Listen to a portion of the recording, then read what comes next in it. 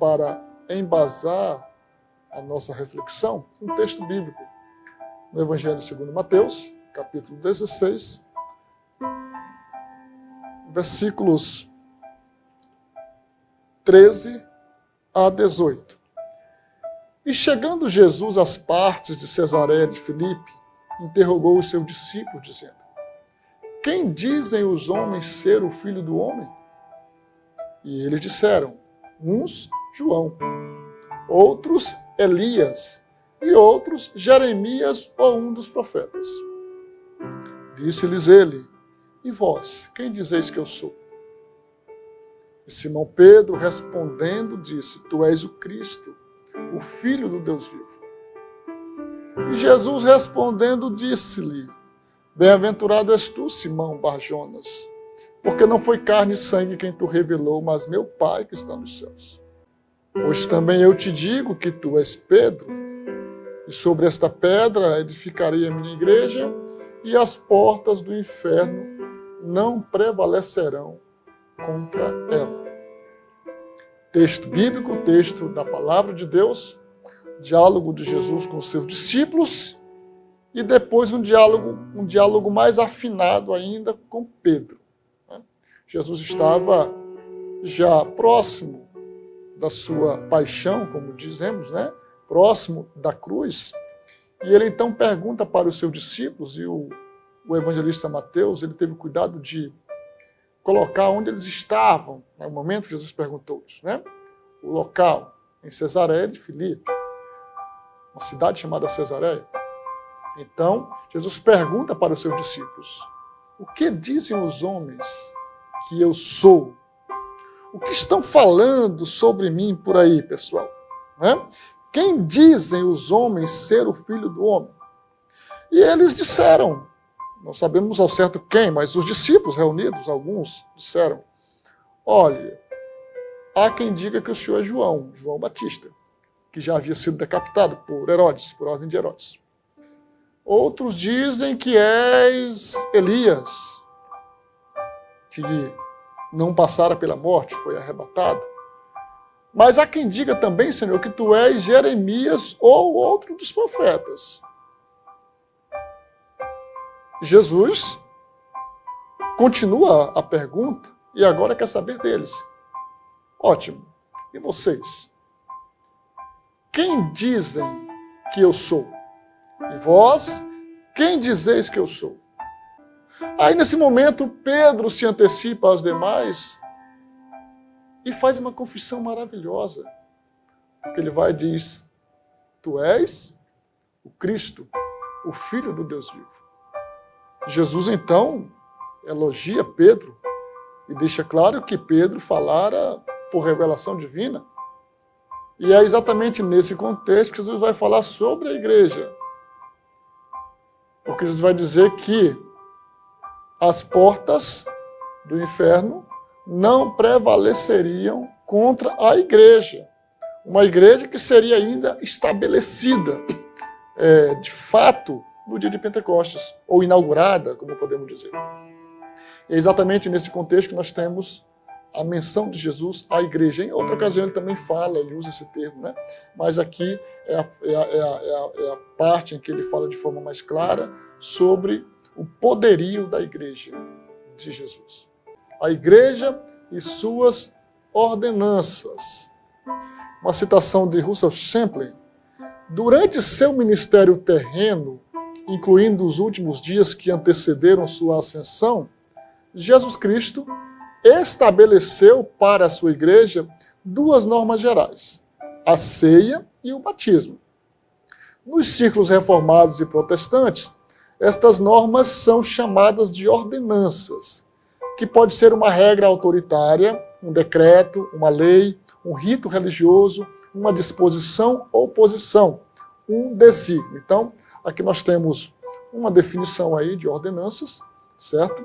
E a igreja tem duas ordenanças.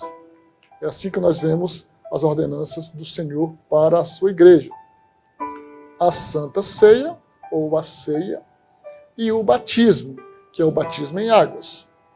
Nós pentecostais tratamos de dois batismos, o batismo em águas e o batismo no Espírito Santo.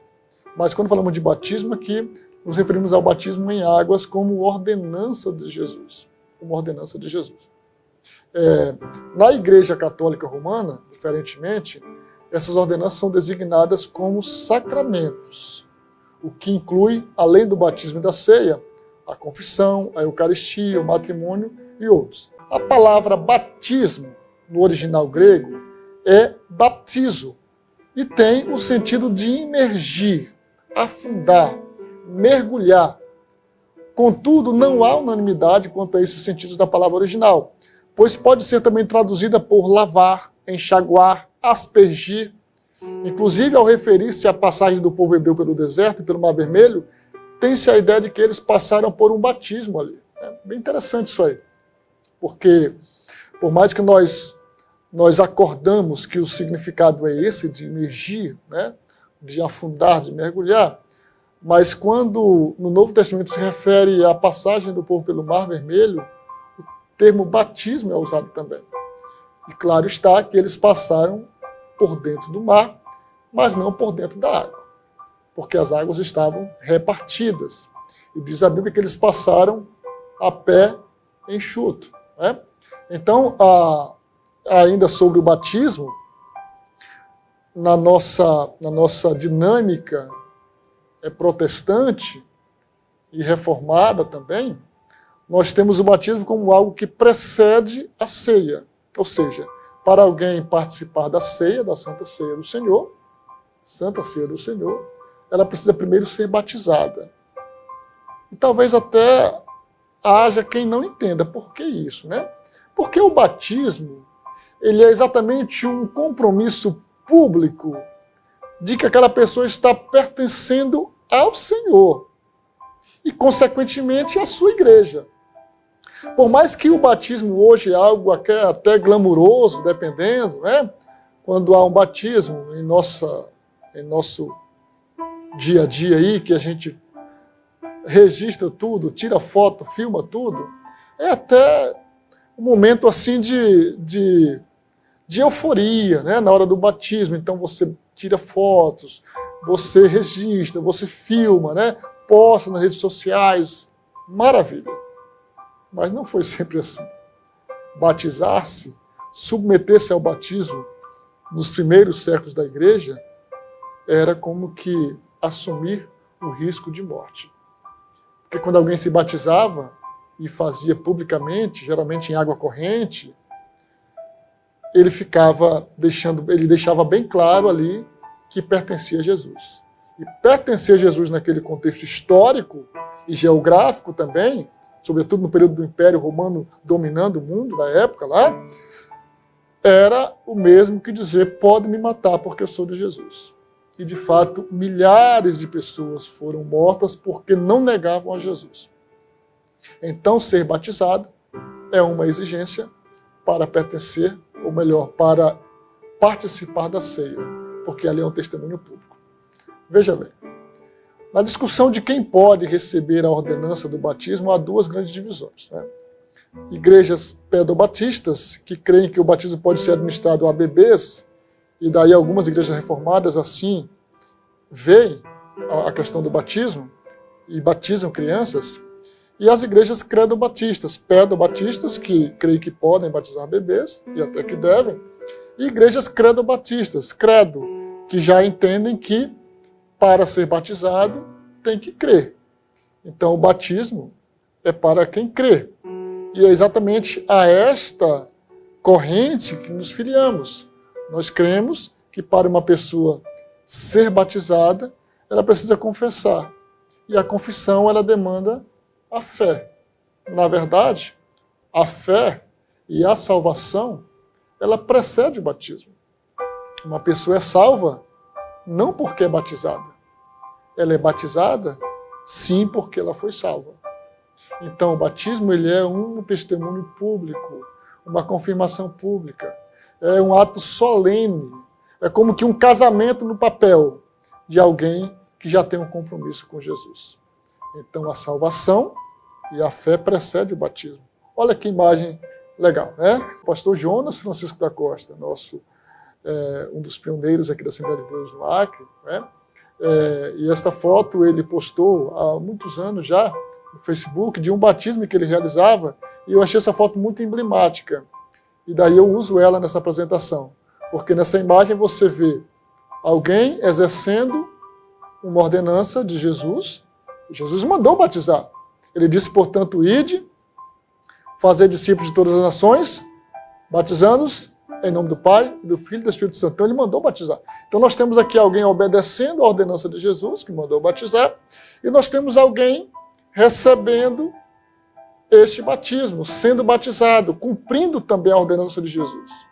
Ele falou, quem crê e for batizado será salvo.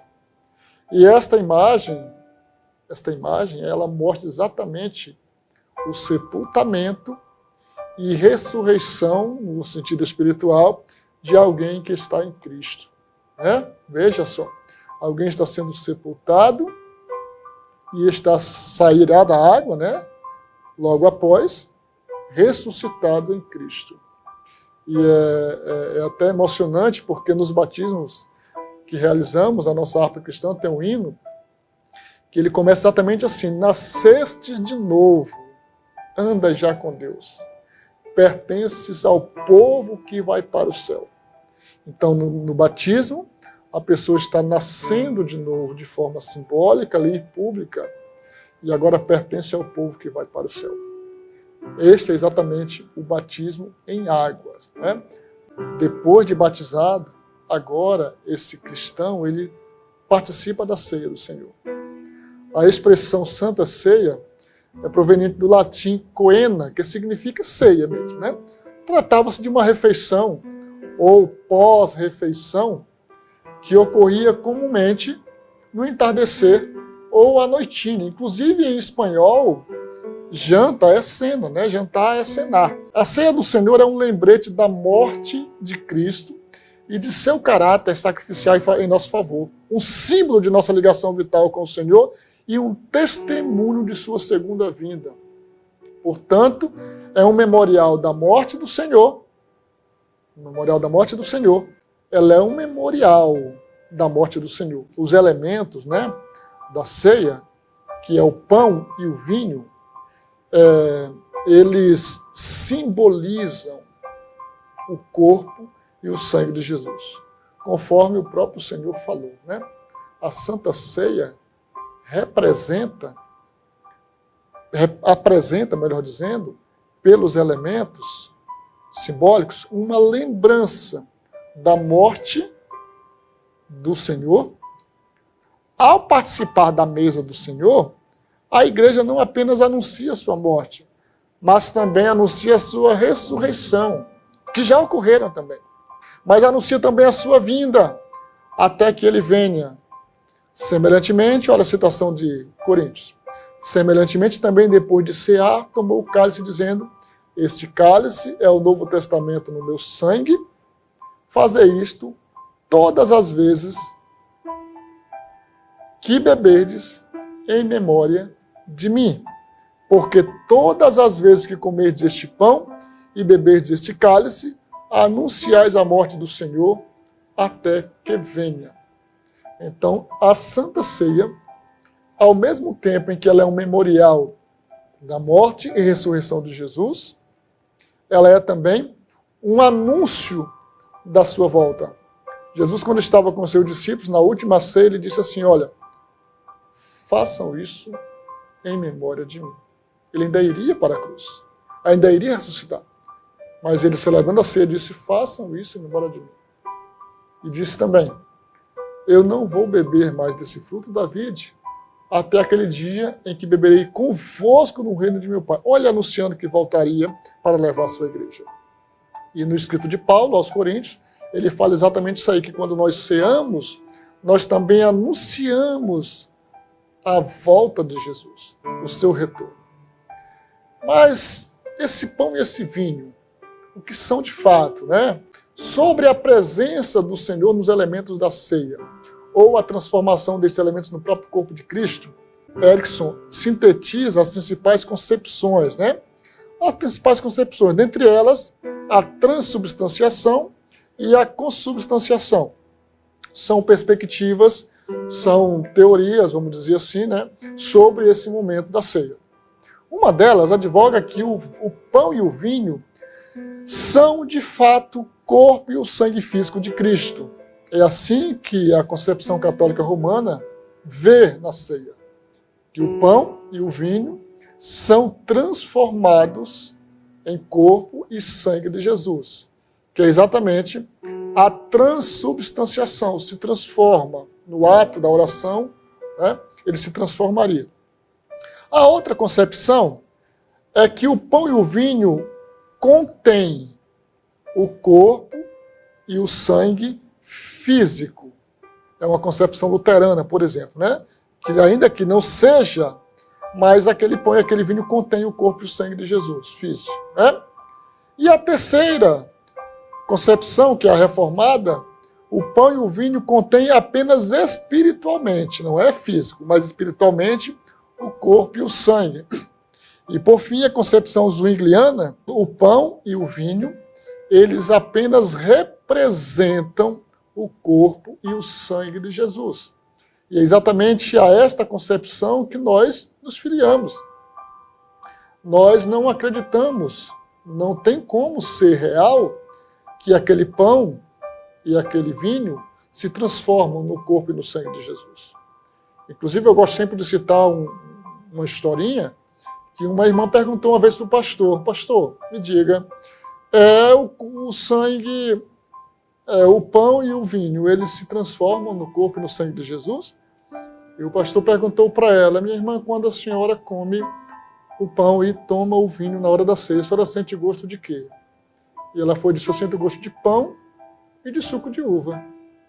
Disse: pois bem, então você está comendo pão e tomando suco de uva. Diga-se de passagem que é um suco de uva natural, sem álcool, sem fermentação. Logo, não há que se falar em gosto de carne ou de sangue, mas se trata do corpo e do sangue representado. Representado, é um memorial. É um memorial. Isso parece ser algo bem simples para a gente, mas nos primórdios da igreja, muitos cristãos foram condenados à morte porque dizia-se deles que eles eram canibais ou antropófagos, porque eles se reuniam para comer o corpo e beber o sangue de Jesus. E é lógico que isso era um ultraje, era uma acusação descabida. Bastaria comer um pedaço daquele pão e tomar um pouco daquele vinho e veria que não se tratava de um corpo ou sangue literal, mas de uma representação, de um memorial. E é assim que nós fazemos quando nos juntamos para a ceia. Nós comemos um pedaço de pão e tomamos um pouco de suco de uva e fazemos isso em memória de Jesus. Porque isto representa o Senhor Jesus que se entregou por nós, que deu a vida por nós. E nele nós somos salvos. Em Jesus nós somos salvos. E finalizando, nós queremos dizer para você o seguinte: a igreja em si não salva. A igreja reúne os salvos. A igreja em si não traz salvação. Mas na igreja você encontra o Salvador Jesus. E você é convidado a fazer parte desta igreja. Você é convidado a ser batizado nesta igreja. Você é convidado a ceiar conosco nesta igreja. Porque nesta igreja nós temos o Salvador Jesus Cristo, que deu a sua vida para que eu e você fôssemos salvos e fôssemos perdoados dos nossos pecados. Logo, a nossa salvação não é por nossos méritos, mas a nossa salvação, ela está em Cristo Jesus, o único mediador entre Deus e os homens.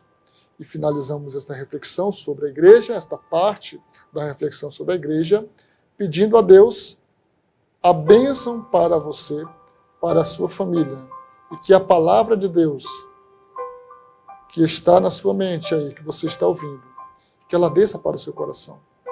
e que se você ainda não aceitou Jesus como seu Salvador, faça essa decisão e seja salvo em nome de Jesus. Muito obrigado pela sua audiência. Que Deus te abençoe.